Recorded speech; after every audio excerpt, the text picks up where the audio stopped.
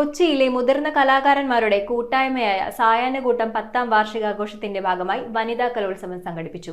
നഗരസഭാ കൗൺസിലർമാരായ ഷൈനി മാത്യു, പ്രശാന്ത്, മഞ്ജുള അനിൽകുമാർ എന്നിവർ ഭദ്രദീപം കൊളുത്തിയാണ് കലോത്സവത്തിന് തുടക്കം കുറിച്ചത്.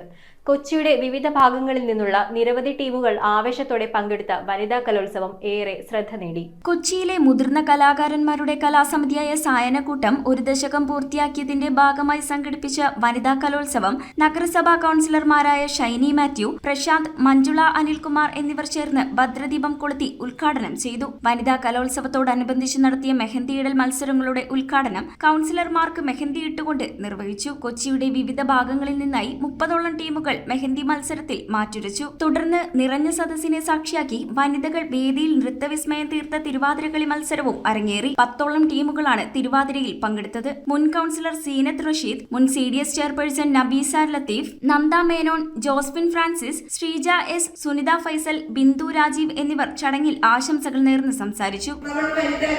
എപ്പോഴും ഒരു പ്രായം കഴിയുമ്പോൾ പല ദിക്കുകളിലേക്കായി അല്ലെങ്കിൽ മക്കളുടെ വീടുകളിലേക്കായി അല്ലെങ്കിൽ മക്കളുടെ മക്കളെ നോക്കുന്ന അവസരത്തിലേക്കായി മാറിക്കൊണ്ടിരിക്കുന്ന ഒരു കാലമാണ്. ഈ കാലഘട്ടമൊക്കെ മാറാനുണ്ടെങ്കിൽ ഇതേവരെയുള്ള സ്നേഹ കൂട്ടായ്മകൾ സ്ത്രീകൾക്ക് ഞാനിവിടെ പ്രത്യേകിച്ചിവിടെ വനിതാ കലോത്സവം എന്ന് പറയുമ്പോൾ എനിക്ക് സന്തോഷം തോന്നിയ ഒരു കാര്യം, മത്സരങ്ങൾക്ക് പുറമെ സായാഹ്നകൂട്ടത്തിലെ ഗായികമാർ ആലപിച്ച കരോക്കെ ഗാനങ്ങളും കാണികൾക്ക് ഏറെ ആസ്വാദന നിമിഷങ്ങൾ സമ്മാനിച്ചു. News bureau, Kochi. കമ്പ്യൂട്ടറിൽ നിങ്ങളുടെ കാഴ്ച പരിശോധിക്കുവാൻ ക്വാളിഫൈഡ് ഒപ്ട്രോമെട്രിസ്റ്റിന്റെ സേവനം ലഭ്യമാണ്. KR opticals, near federal bank, Palluruthy. KR opticals, opposite TB hospital, Karuvelippady. KR opticals, combustion മുക്ക്, കുമ്പളങ്ങി.